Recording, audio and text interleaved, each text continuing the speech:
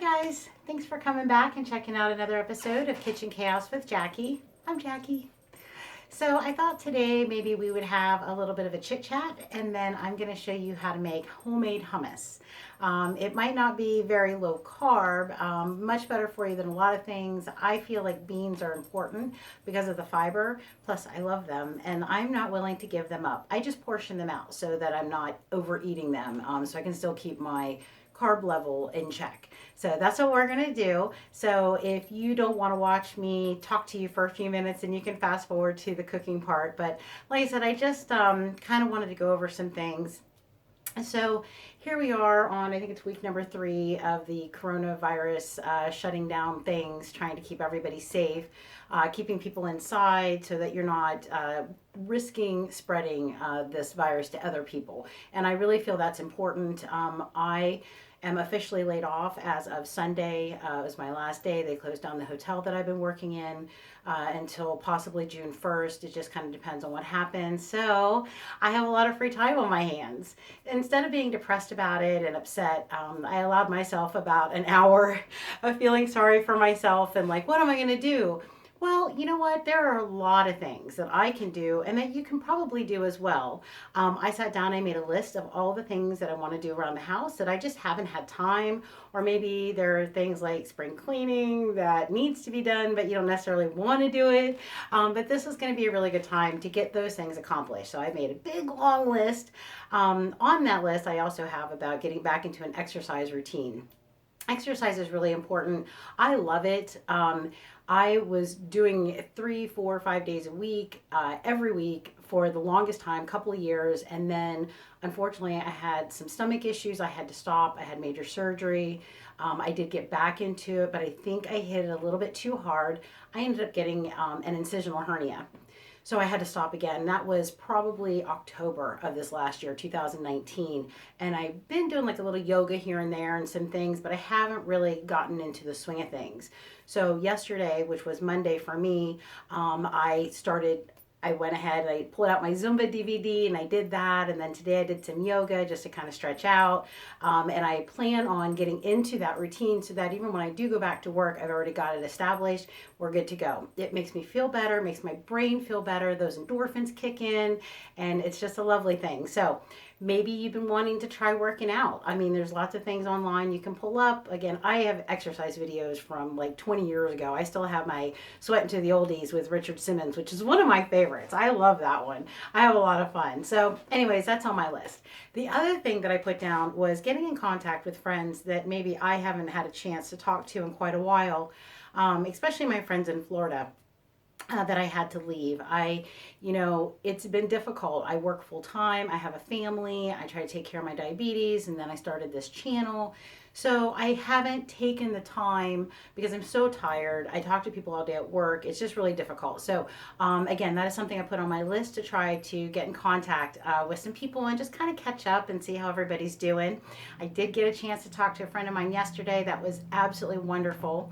Her son is a type 1 diabetic. He is not even yet a teenager, 13 I think she said he's going to be. So I was hopefully able to give her some advice on how I've been taking care of myself.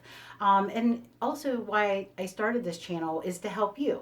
If you're a diabetic, if you know somebody who's a diabetic, if you've had gastric bypass, you know somebody who's had gastric bypass, if you know somebody who's following a low carb ketogenic style of diet, this channel's for you. You are the people that I'm trying to reach just to kind of share what I have been doing, what's been working for me, and just some ideas. Plus, I want you to give me ideas. I'm hoping for feedback from you guys to let me know, what are you doing? What do you have questions? Can I help answer them? I don't know. I mean, I'm just a girl who's been diabetic for 38 years. Who's been living a low carb lifestyle for the last 3.5 years. I mean, I'm no expert, I'm no doctor, and nothing like that. But if I can give you any advice, please, I'm here.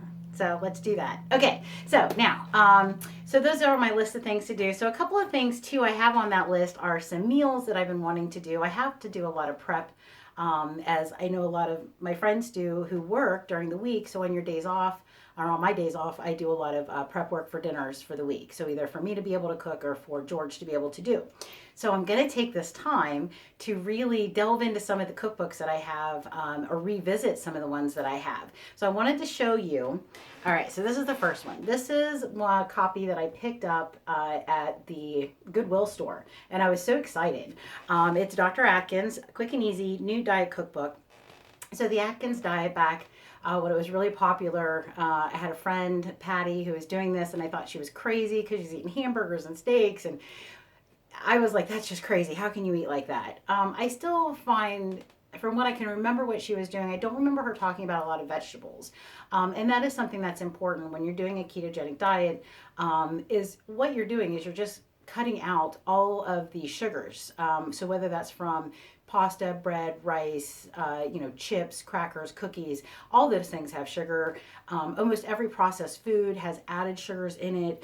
So to me, what a low carb and ketogenic diet is like is fresh food as much as possible. Of course, you're still going to have to use some cans here and there, some packages. I mean, we work, we have to have some kind of convenience, but to keep that to a minimum. So that cookbook, I've actually made a few things out of it, so I'm excited to delve into that a little bit deeper. The other one that I want to get into a little bit more is this one. This is Keto Made Easy, and this is Megan and Matt. They have a YouTube channel and a website, Keto Connect, and there's people that I watched when I first started this way of eating. They gave me a lot of good information. They do a lot of like telling you what are the good sugars, the bad artificial or natural sugars.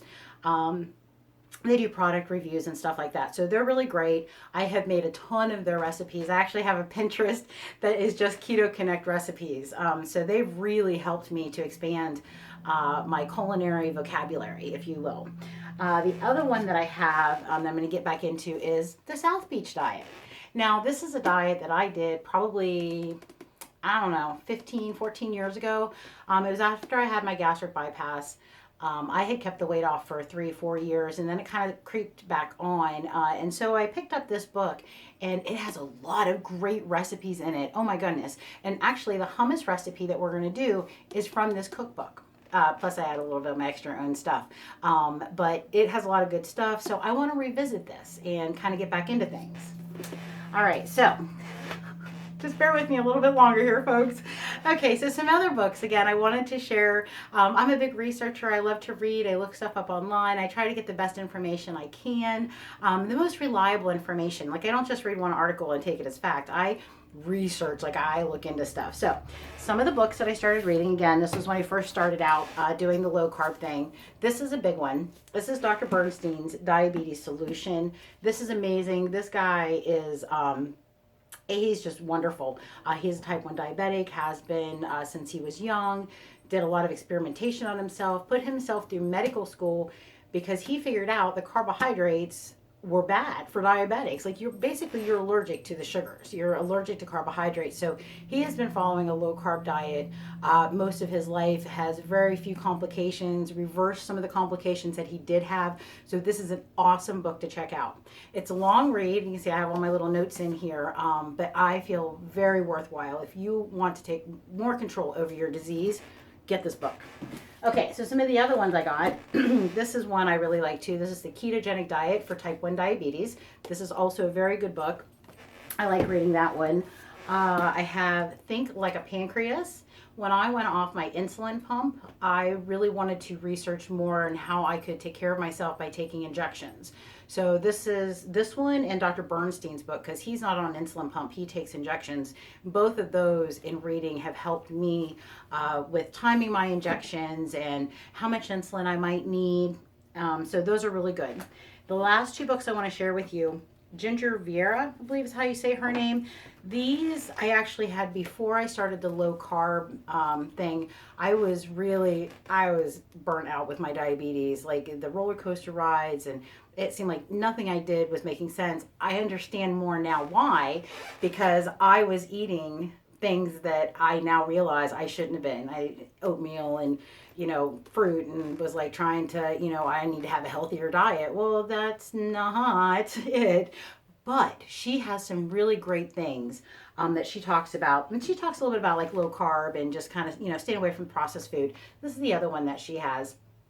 So these are just a few books that, when you have time and if you're at home, get them off of Amazon. I don't know. I don't know if the Goodwills are even open right now to look for any of them. But like I said, these have just kind of helped me. So, all right, guys, I know this is a really hard time. I know it's really hard to stay at home. I am not one to sit and just binge watch stuff, although I probably could.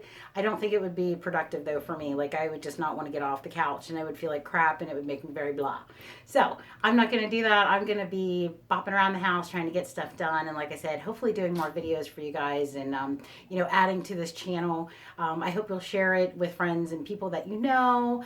I don't know, maybe you hate it, and you don't want to see my face anymore. Just let me know. I'm curious what you guys are thinking. Nobody talks to me. I want you to talk to me. Tell me what's going on. Tell me what's happening in your life. What are you eating for dinner? So don't mind Jack. He doesn't like to be on camera, but he likes his voice to be heard. All right, guys. So enough of my chit chat. I think that's all I really have for right now, except for, just try to be productive, try to stay safe. Of course, just take the normal precautions like you would always, washing your hands and using, wipes whenever you go to the grocery store. Try to limit your trips to the grocery store. And just try to be conscientious of those around you as well. Because even though you might not get sick, you might be carrying it and you can pass that off to your family. And that's a big concern that I have. Maybe not necessarily for myself, even though I am a little bit worried, but I'm also worried about, if I pick it up at Walmart, that I'm going to bring it home and give it to my family. And well, now there's 4 more people in the world who have been infected. So that's what, this whole closing stuff down is about, is just trying to contain it the best that we can.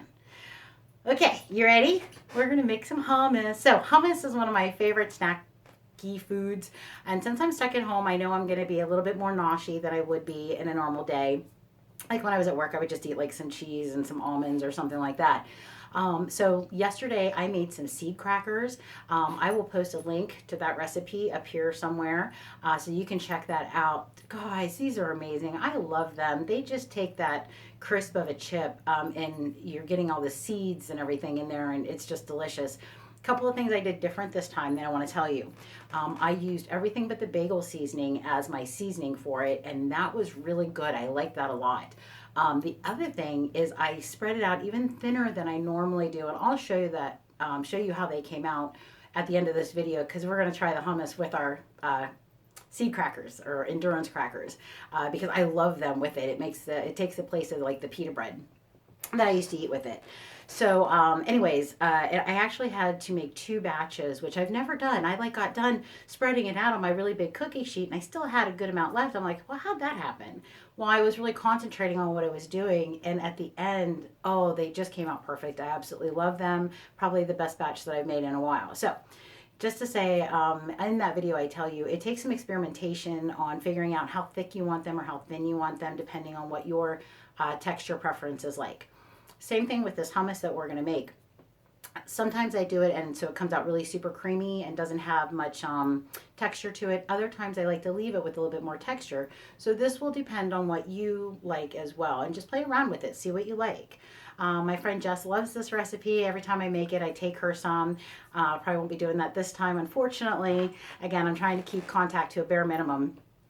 Let me see what else. I think that's about it. We're also going to be freezing this hummus. It's how I do the portion control.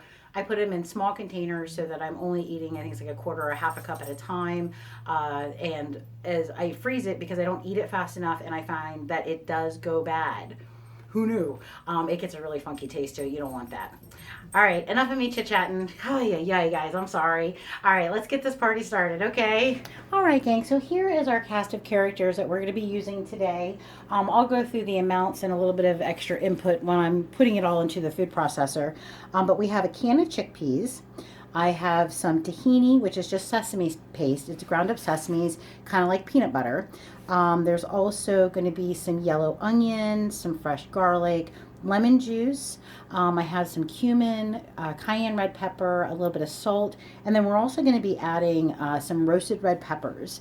So, excuse me, we're going to get all this together. Oh, and some olive oil. So I'm going to kind of get everything cleaned off here so I can explain what we're doing, why we're doing, and all that good fun stuff. All right, so I'm all set up and I'm ready to show you how we're going to do this.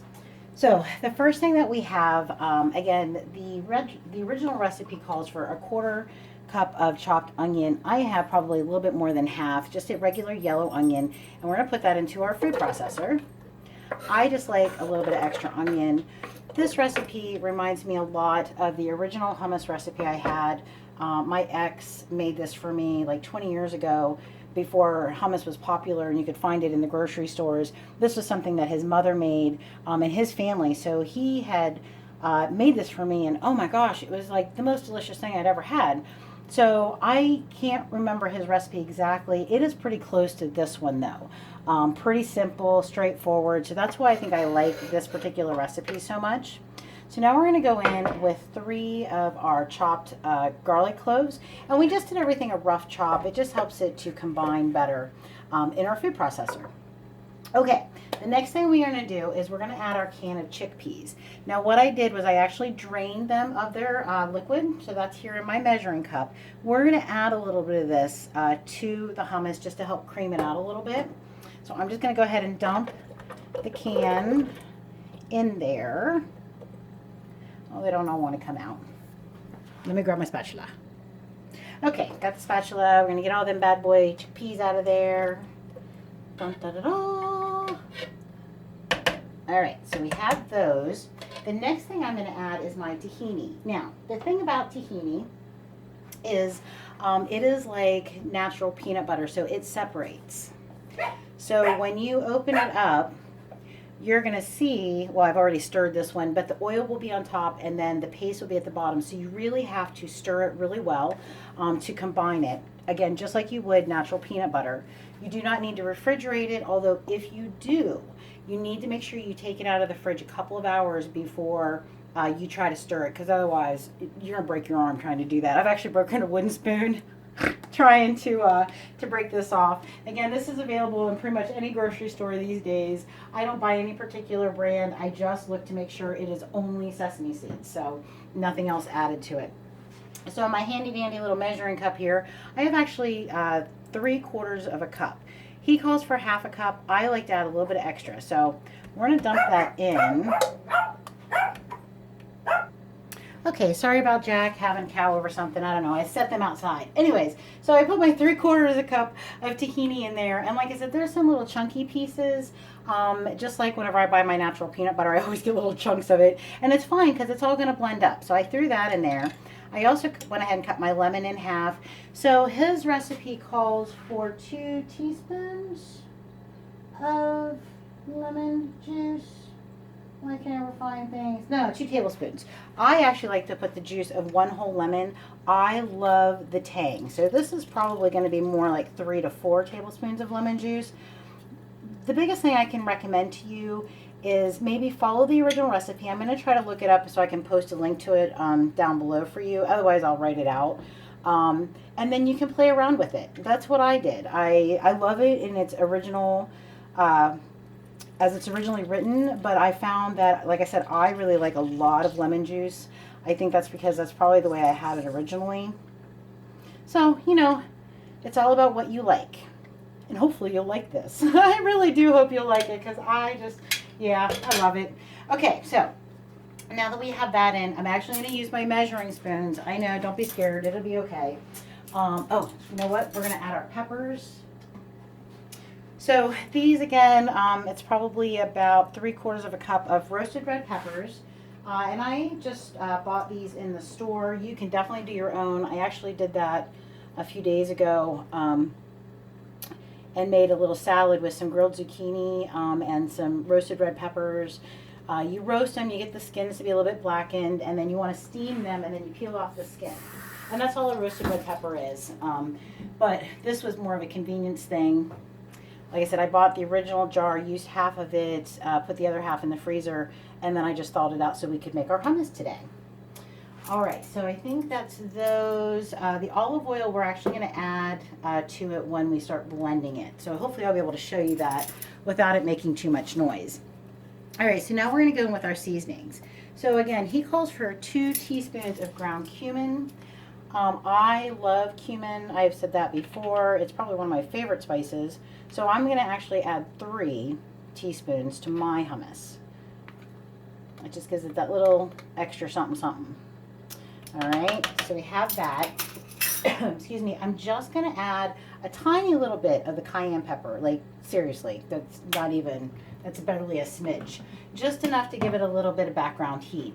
The next thing I'm going to do is I'm going to put a little bit of salt in the palm of my hand. So probably about a half a teaspoon is what we're going to start with. The reason I do this is because I'm never sure with the salt content of the chickpeas, although these are a low sodium brand. Even the tahini sometimes has a little bit of a salty taste. Again, this one doesn't, but I like to be conservative because we can always add. All right, so let me double check and make sure we got everything in there. You double check with me. We got the chickpeas, we got the lemon juice, tahini, the yellow onion, the garlic. We're not putting the olive oil in yet. The cumin, just a dash of red pepper and a little bit of salt. Okay, and the roasted red peppers, of course. So now we're going to go to the food processor, and I'm going to see how I can set this up so you can maybe kind of see what I'm doing. So bear with me here a second. All right, kids, I brought you over to the other side of my kitchen.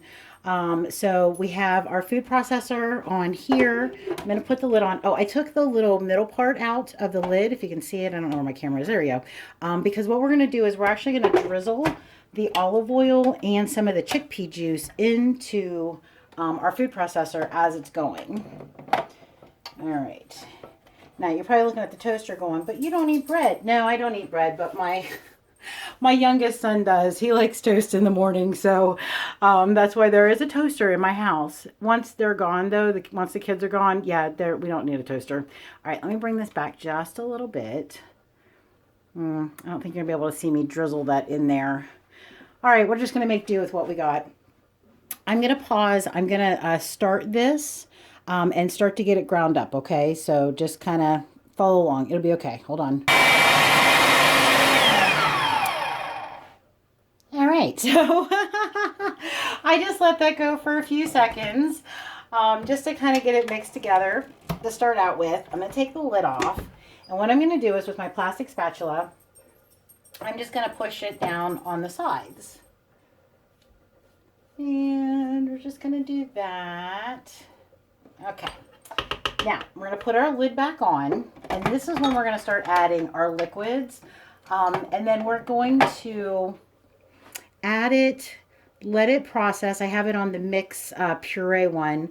And I'll keep checking the consistency until it is where I want it. So I'm going to start with the olive oil.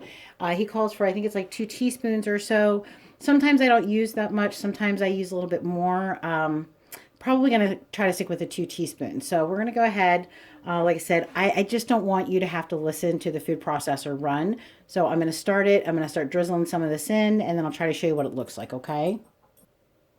All right, guys. So I drizzled in, like I said, about 2 teaspoons of the olive oil in here. Oh, we're going to take that top off of it. Oh, this is looking so good. Oh, my goodness. I hope that you can see. So it's thinner. You can tell the consistency, but it also is still a little chunky. I want it to be a little bit thinner. Now, again, if you like it like this, go for it. Again, I kind of go through phases. Sometimes I like it a little bit more chunky. Sometimes I like it a little bit smoother. I'm feeling like I want a smooth one today, so that's what we're going for. Now, I'm also going to go ahead and taste this. Oh, it needs more salt. One of the things is you want to be careful with your seasoning in your hummus because it will develop the flavors as you let it sit. And sometimes if you go heavy-handed with the salt, which is why I don't like to do that, it can be too salty. So I always just kind of add a little bit at a time and then I taste it. So I'm going to go in with about another half a teaspoon of salt. I'm just going to swirl that around. I'm going to put my lid back on. And now what we're going to do is I'm going to stream in my chickpea juice, broth, yeah, you know, the stuff that was in with the chickpeas. I'm going to drizzle that in, and then we're going to check the consistency again.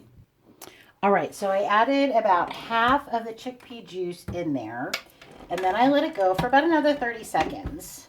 So I'm just going to check the taste and the consistency again, and we're going to see how it is. Okay, so I don't know if you can tell through the camera or not. Probably not. It's a little bit thinner. It's getting creamier, but there's still some chunks in there. So the next step is I don't think I'm going to add any more of the chickpea juice to it. I think I'm just going to process it for a little bit longer. I'm just checking that flavor. Okay, we're going to go in with just another half a teaspoon of salt. Like I said, these were low sodium chickpeas that I got. And the tahini isn't salted, so I'm just going to add a little bit more. I might also add a little bit more cumin because I told you I love cumin. Okay, so putting it back on. This time I'm actually going to process it for a minute. I want it to really go, and I want to try to break up as much of those beans and onions and garlic as I can. And we'll see how smooth we can get it, okay? Okay, guys, so I let this go, like I said, for about another minute. And it is much creamier than it was, although it still has some little chunks in it, and that's okay. I'm all right with that. If you want to try to get it a little bit creamier consistency, you can add a little bit more of the chickpea juice in there. And again, you're just going to let it process for as long as you can. The more you process it, the more it's going to break all that down. But this is about the consistency that I like it. So there you go. And like I said, you really need to keep tasting it and see like what, or if you need to add anything to it. Maybe a little bit of, oh, I forgot to put pepper in there. I'm going to throw a little bit of pepper in there. But just like your salt or your cumin, or maybe you're like, oh, I'd like to have something else in there. Go for it. Experiment with it. Do you have your favorites like the Sabra hummus that you like? Go ahead and add those. I've been wanting to do an olive one. I haven't done it yet because I'm totally addicted to the roasted red pepper. But that's one that I really want to try. And also they have a pine nut one, and I really like that. So I'd like to try that one someday too. But for now, like I said, I'm sticking with my roasted red pepper because it's my favorite. So I'm going to grab my little dishes so I can show you how I'm going to portion this out, okay? Okay, so I threw this back into the food processor for a minute just to throw that little bit of pepper in there. Okay, so these are my little half-cup containers. I have a bunch of them. So what I'm going to do is I'm just going to very carefully and try not to make a mess. I'm not filling it up all the way, probably about 3/4 of the way. Boop. And that is going to be my portion size. So I know that if I eat this amount with some seed crackers, that I will probably have to take like a half a unit of insulin. Now, if you're not a diabetic, that probably doesn't mean anything to you. To me, that means that there are less than 10 grams of carbs in this container. Either that, or it's just, I guess, maybe the way my body processes it. I don't usually have any kind of an issue with my blood sugar spiking. But again, I'm just very, very careful with my portion control. And I think that is the key. Anytime you eat, again, I'm not going to say that, oh, if you have like a half a cup of pasta, that's going to be fine. No, that's a little bit different. Beans are natural. Beans come from the earth. They have a lot of natural fiber in them. I just feel like they are very good for you and aid in your digestion. So when I say about portion control with that, being that that is probably the most carb heavy food that I eat, I don't eat it very often. But when I do, I always portion it out. It is the only way that I can make sure that I'm not overeating and that I'm not sending my blood sugar into a spiral. So if that makes sense to you. Okay, so I'm just going to fill up the rest of my containers. I'm going to put some of these in the freezer. I'm probably only going to keep 2 out right now. They usually only take a few hours to thaw. It doesn't take very long. And then I'm going to show you my seed crackers. So let me go ahead and get this mess cleaned up, okay? All right, guys, so the hummus is all made. I've cleaned up my mess. I've tried not to eat too much of it because I wanted to try it here for you as well. Okay, so the first thing I wanted to show you, these are the seed crackers that I made yesterday. They came out super thin and crispy. I don't know if you can tell. You can almost see through them, and it's really, oh, they're beautiful. I just love them that way. I don't know. Those are probably the best ones I think I've made. So here are the crunch.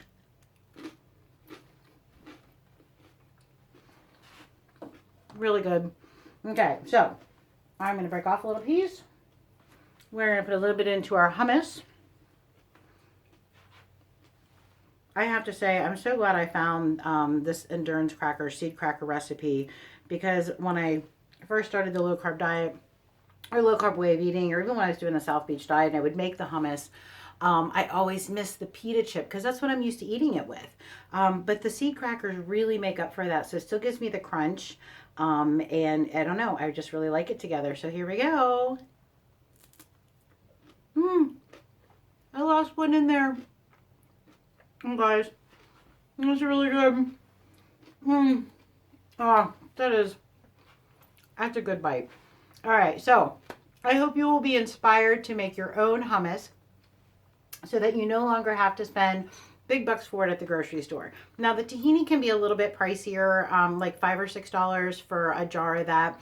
But to me, considering how expensive a small container of hummus is, it's worth it because I can make several batches out of that small container that I have. Also, you know that you're not getting any preservatives or any weird stuff in your hummus because you're using, everything is pretty natural. The chickpeas, like I said, I always make sure that it's just chickpeas and water and maybe salt. I mean, that's it. Don't make sure that they don't add anything funky to it, okay? Careful of those funky ingredients. All right, guys. So again, let me know what you think. I hope you'll try this. I hope you have a good day. Keep smiling. Hang in there, guys. There is light at the end of the tunnel. It's going to be okay. We just have to do what we need to do to keep everybody safe and healthy. Okay? All right, guys. Peace. Keep smiling. Love you.